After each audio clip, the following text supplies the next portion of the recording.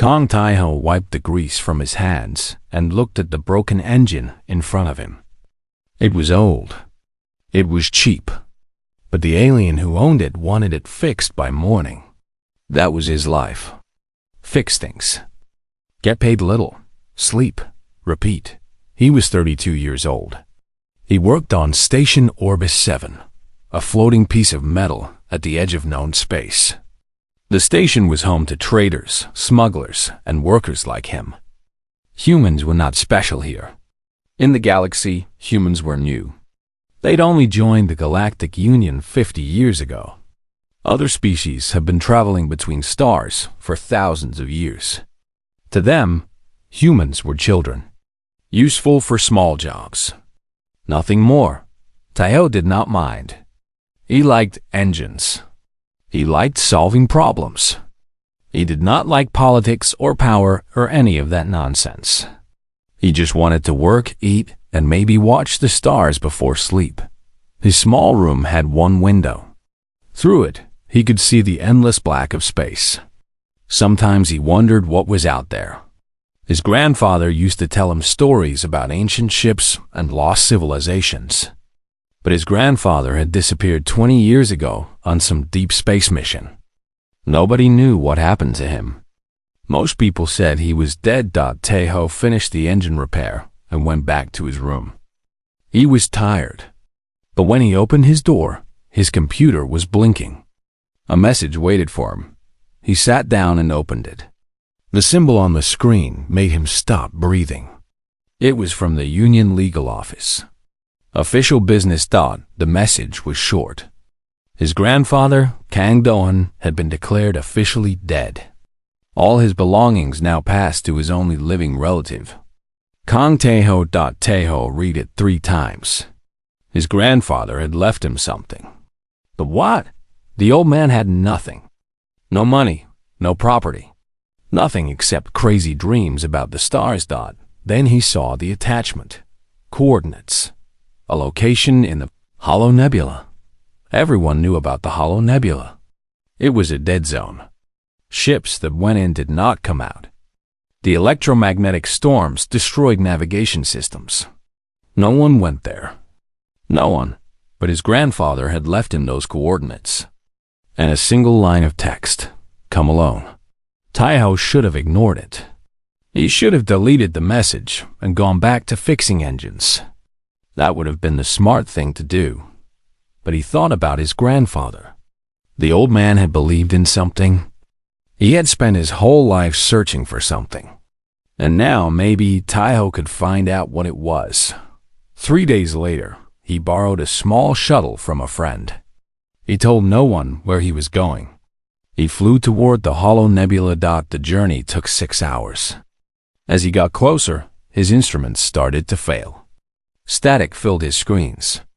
His navigation system died. He was flying blind, following only the coordinates burned into his memory. The storms were terrible. Lightning made of pure energy cracked around his tiny ship. He gripped the controls and pushed forward. His grandfather had made this journey. If that old man could do it, so could he. Then, suddenly, the storm stopped. Taiho looked through his window and forgot how to breathe. In front of him was a ship. But calling it a ship was like calling an ocean a puddle. It was massive, 3 kilometers long. Its surface was dark metal covered in strange symbols that seemed to glow faintly. It looked ancient. It looked powerful. It looked like nothing he had ever seen. His shuttle's computer came back online. A single message appeared. "Welcome, Kang Taiho. I have been waiting." His hands were shaking. He guided his shuttle toward the giant ship. A door opened on its side, and he flew inside. The landing bay was huge, empty, silent. Dust covered everything. This ship had not moved in a very long time. Taiho climbed out of his shuttle. His footsteps echoed in the darkness. The air was cold, but breathable. Emergency lights flickered weakly along the walls.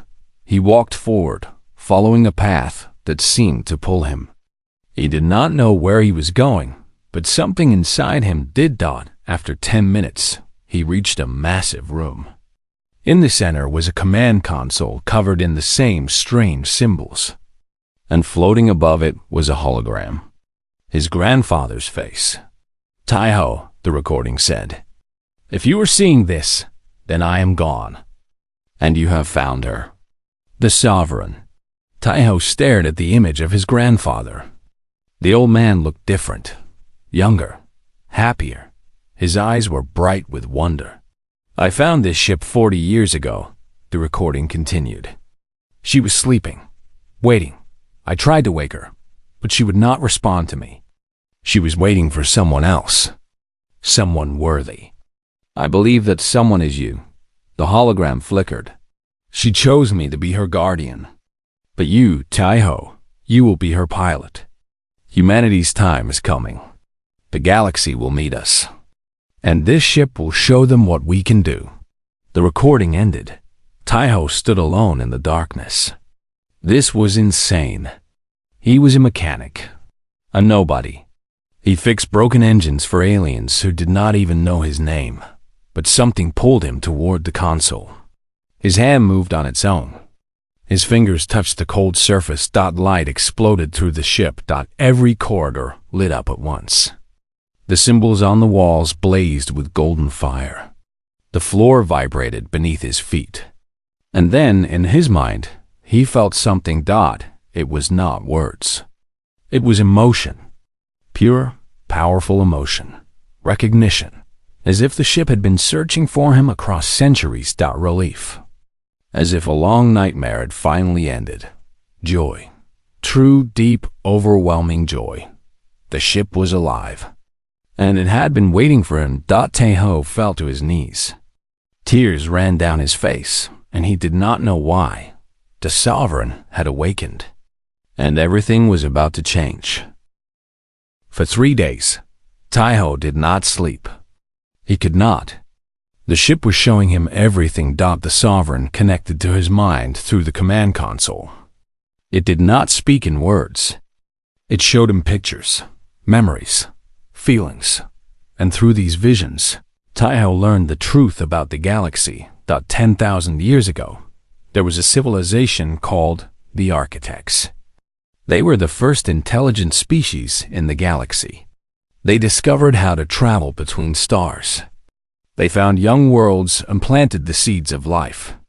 Every species in the galaxy, including humans, existed because of them. But the Architects had enemies. From the dark center of the galaxy came the Dominion of Wrath. They were conquerors, destroyers. They believed that only they deserved to exist. They attacked the Architects without warning and without mercy. The war lasted 1,000 years. The Architects fought bravely, but they were losing. So they built ships. Powerful ships. Living ships that could bond with pilots and fight with the strength of 1,000 normal vessels. The Sovereign was one of these ships. But there was a problem. The ships needed pilots with a specific type of mind. They needed creativity, adaptability, emotional depth. The Architects tested every species they could find. None of them matched. Then the Dominion won. The Architects were destroyed. Their ships went silent and drifted into the dark places of the galaxy, waiting for the right pilots. Waiting for humanity. Taiho saw all of this in his mind. He felt the pain of the Architects as they died. He felt the loneliness of the Sovereign as she waited for centuries in the hollow nebula. And he felt her joy when his grandfather found her, and her hope when Taiho finally came. "Why humans?" Taiho asked out loud. His voice echoed in the empty bridge. The ship answered with feelings, not words. Human minds were different. They were chaotic, unpredictable, full of strange emotions and wild ideas. Most species thought in straight lines. Humans thought in circles and spirals and explosions. This made them compatible with the ship's systems in a way no other species could be. Taiho laughed. All his life, humans had been told they were primitive, simple, less than the other species. But it was exactly those qualities that made them special. On the fourth day, Taiho heard a noise. Someone else was on the ship. He grabbed the metal pipe and moved quietly through the corridors. The Sovereign sent him images of the intruder. A small shuttle had docked in the landing bay while he was deep in communion with the ship. He found her in one of the storage rooms. A woman, human. She had short black hair and sharp eyes. She was examining some of the ancient technology with obvious interest. "Who are you?" Taiho demanded. She turned around slowly. She did not look scared. She looked annoyed. "I am Yuna," she said. "And I was going to ask you the same question. This is supposed to be a dead zone. Nobody comes here. So why is there a human flying around in a ship bigger than a space station?" Taiho kept the pipe raised. "How did you find me?" "Your shuttle has a tracker. Standard Union equipment. I was in the area, running from some people who want to kill me. I saw your signal and thought maybe I could hide here." She looked around at the ancient walls. "I was not expecting this." Taiho did not trust her. But the Sovereign sent him a feeling. Calm. Acceptance. The ship did not see her as a threat. "You were Union intelligence," Taiho said. He did not know how he knew this. The ship told him. Yuna's eyes went wide. "How do you know that?" "The ship told me. You worked for them for 12 years. Then you discovered something you should not have, and now they want you dead." Yuna was silent for a long moment. Then she laughed. "This ship reads minds?" "No, it reads people. Their energy. Their intentions." Taiho lowered the pipe. "It says you are not dangerous. Just desperate." Yuna sat down on a crate. "Desperate? Yes, that is a good word." She looked at him. "So, what is this place? What are you doing here?" Taiho told her everything. The inheritance. His grandfather. The architects. The Dominion. The ship that had waited 10,000 years for a human pilot. When he finished, Yuna was staring at him like he was crazy. Then she started laughing again. "You expect me to believe that humanity is the chosen species? That this ancient battleship picked us?" "I do not expect anything," Taiho said. "But it is true." Before Yuna could respond, they heard another noise. This time, it came from the landing bay. They ran together and found a small figure crawling out of Yuna's shuttle. It was an alien. A Voran. They were a small species with 4 arms and large eyes. This one was barely 1 meter tall, with gray skin and hands that never stopped moving. "Do not shoot," the alien cried. "I am not a threat. I just wanted to see the ship." Yuna pulled her weapon. "Kel? You hid in my shuttle?" The Voran named Kel nodded rapidly. "I am sorry, but I heard the rumors. A ghost ship in the Hollow Nebula. I had to see it. I had to." His large eyes looked around at the ancient technology, and tears began to fall. "It is beautiful. So beautiful. I have never seen engineering like this." Taiho sighed. He had come here alone. Now he had 2 uninvited guests, but the Sovereign sent him another feeling. Warmth. Completion. The ship wanted them here. It needed a crew. "You can stay," Taiho said. "Both of you. But things are about to get complicated." He showed them what the Sovereign had shown him. The vision of the Dominion. They were awakening. After 10,000 years, they were coming back. And they would destroy everything in their path. Yuna watched with horror. Kel watched with scientific fascination. When it was over, Yuna asked the question Taiho had been avoiding. "What are you going to do?" Taiho looked at the command console. At the ship that had chosen him. At the galaxy that had never respected his people. "I am going to fight," he said. "And I am going to show them what humans can do." Word traveled fast in the galaxy. Too fast. Within 2 weeks, Everyone knew about Taiho and the Sovereign. A human mechanic had found a legendary ghost ship. A human had bonded with technology that older species could not even understand. The news spread from station to station, planet to planet, until it reached the ears of the most powerful beings in the Galactic Union. They were not. Happy. High Commander Voss was the leader of the Union fleet.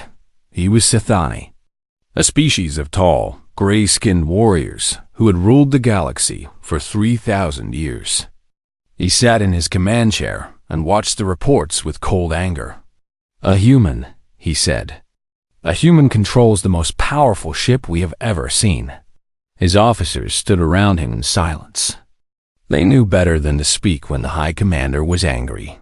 "This cannot be allowed," Voss continued. "Humans are useful for labor. Nothing more. They do not deserve such power. They do not know how to use it." He gave the order. A battle group of 50 warships would go to the Hollow Nebula. They would take the ship. They would arrest the human. And they would show the galaxy that order must be maintained. On the Sovereign, Taiho felt them coming. The ship was connected to him now.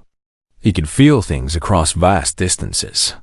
He felt the 50 ships moving through space like sharks in dark water. He felt their weapons charging. He felt the cold determination of their crews. "They are coming for us," he told Yuna and Kel. "The Union fleet." Yuna checked her weapons. "How many?" 50 ships. Kel's eyes went wide. 50? We cannot fight 50 ships. Taiho was calm. The Sovereign was calm. "We will not fight them. We will try to talk first." Yuna looked at him like he was crazy. "Talk? They are not coming to talk. They are coming to take everything." "I know," Taiho said, "but I have to try. I am not a killer. I am an engineer. I solve problems. Maybe this problem can be solved without violence." They left the Hollow Nebula and waited in open space. The Union fleet arrived 6 hours later. 50 warships formed a wall of metal and weapons around the Sovereign.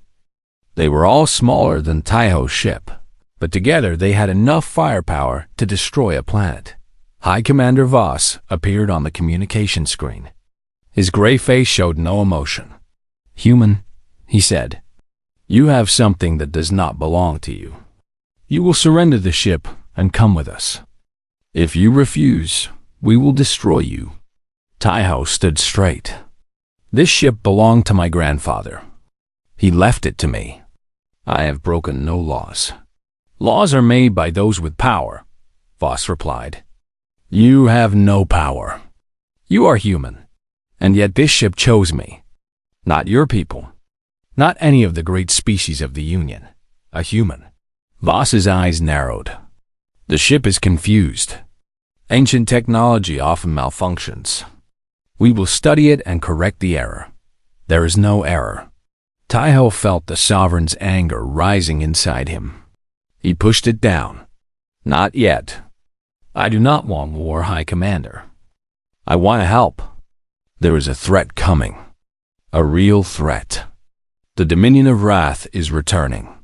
They destroyed the architects. They will destroy us all if we do not prepare." For a moment, something flickered in Voss's eyes. Recognition? Fear? But it was gone quickly. "The Dominion is a myth," the High Commander said. "A story told by primitives. You will surrender now, or you will die." The communication ended. 50 ships powered their weapons. Taiho closed his eyes. He had tried. He had offered peace. Now he had no choice. "What do we do?" Yuna asked. Her voice was steady, but Taiho could feel her fear. "Hold on," he said. He connected his mind fully to the Sovereign. He felt her power flowing through him like electricity. He saw through her sensors. He felt her engines like muscles. He understood her weapons like fingers. The first missiles flew toward them. Taiho moved. The Sovereign shifted. There was no other word for it. One moment they were in front of the fleet. The next moment they were behind it. The missiles flew through empty space and exploded harmlessly. The Union ships turned in confusion. How had the enemy moved so fast? Taiho did not attack. Instead, he reached out with the sovereign systems. He touched each of the 50 ships like a surgeon touching a patient. He found their weapon systems, their engines, their shields. One by one, he turned them off. Lights died. Engines went silent. Weapons failed. 50 warships drifted helplessly in space, unable to move or fight. High Commander Voss sat in darkness on his command deck. Emergency lights flickered. His officers shouted in panic thought, and Taiho's face appeared on every screen in every ship.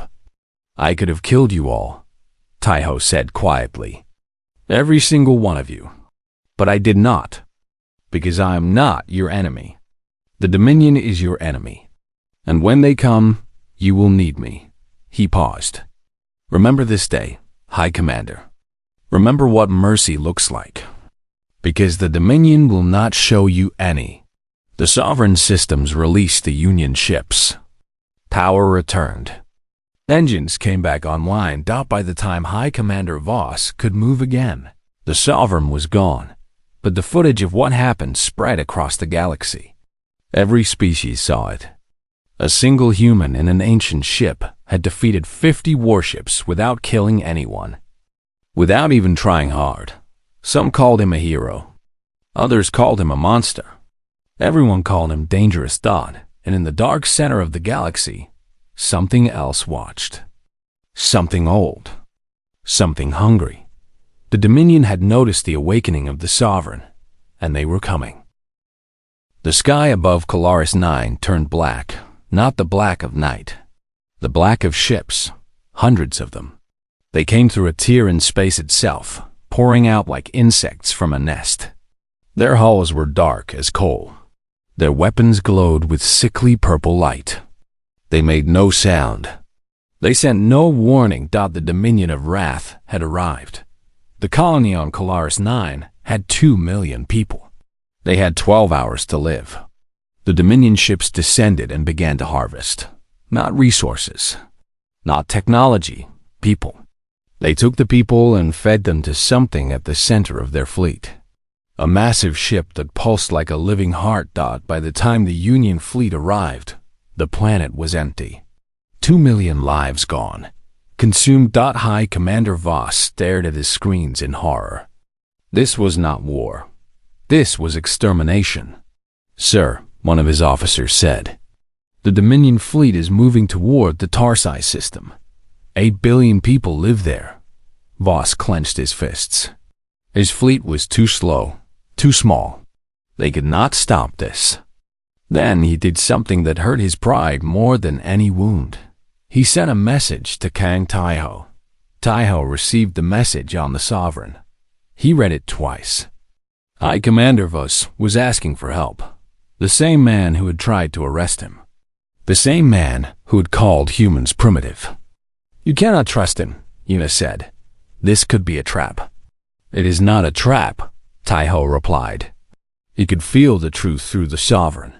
Voss was desperate, scared, humbled. He is telling the truth. The Dominion is real, and they are killing everyone. Kel was working on one of the ship's systems. His 4 hands moved in a blur. If we help them, what do we get in return? Taiho thought about it. He thought about all the years humans had been treated as lesser beings, all the insults, all the dismissals. This was his chance to change that. He sent his reply to Voss. One condition.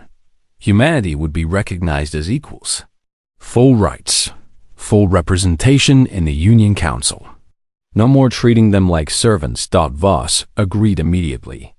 He had no choice. 3 days later, the Sovereign met the Union fleet above Tarsis. Taiho looked at the gathered ships. 200 vessels. The largest force the Union had ever assembled. And yet, against the Dominion, it might not be enough. A shuttle arrived from one of the medical ships. Taiho was surprised to see who stepped out. Hannah, he said. His younger sister stood before him. They had not spoken in 5 years. She had always been the smart one, the successful one, a xenobiologist who studied alien life forms across the galaxy. She had been ashamed of her brother, the mechanic. Now she looked at him with different eyes. I studied the bodies from Colaris 9, she said. The ones the Dominion left behind. I know what we are fighting, she explained. The Dominion was not an army. It was a hive.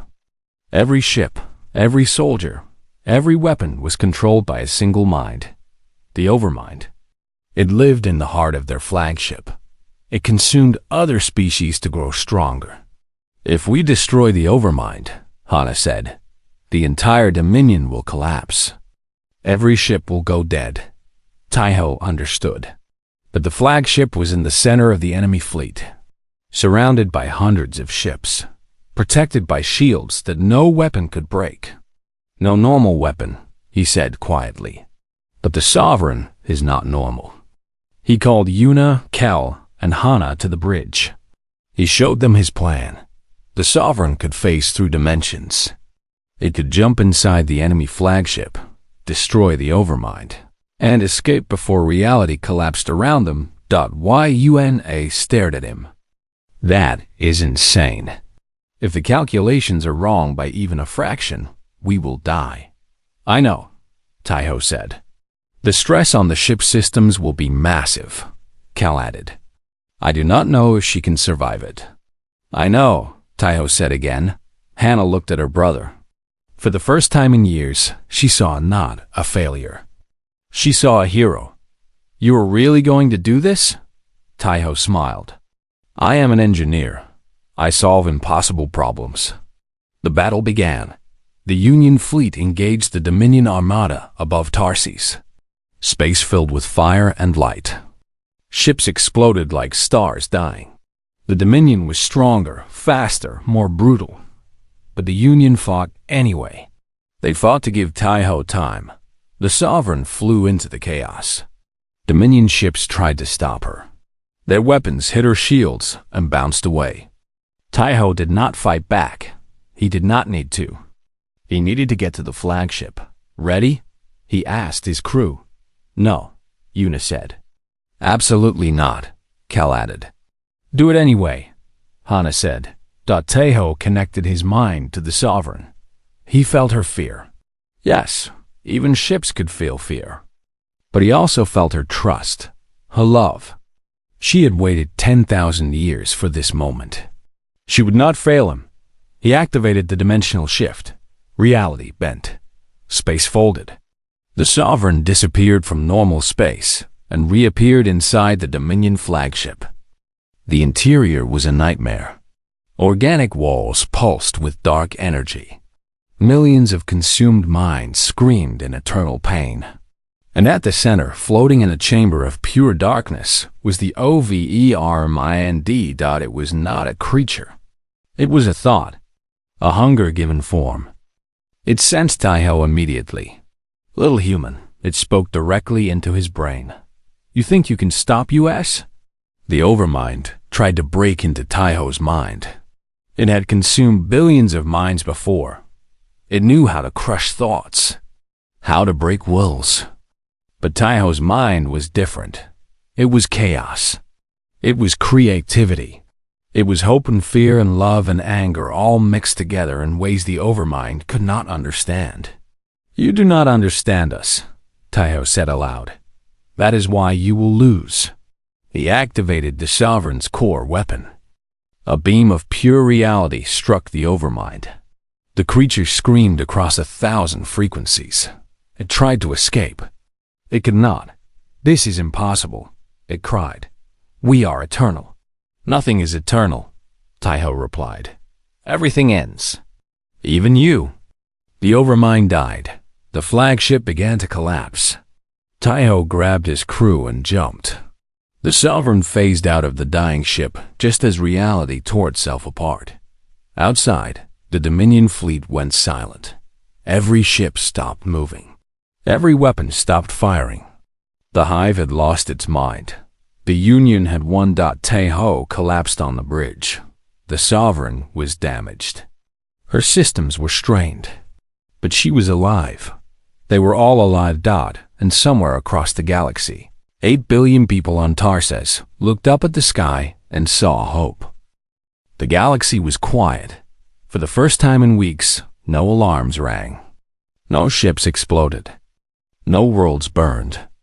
The Dominion fleet drifted through space like a graveyard of metal and darkness. Without the Overmind, the ships were nothing. Empty shells. The invasion was over. Taeho spent 3 days sleeping.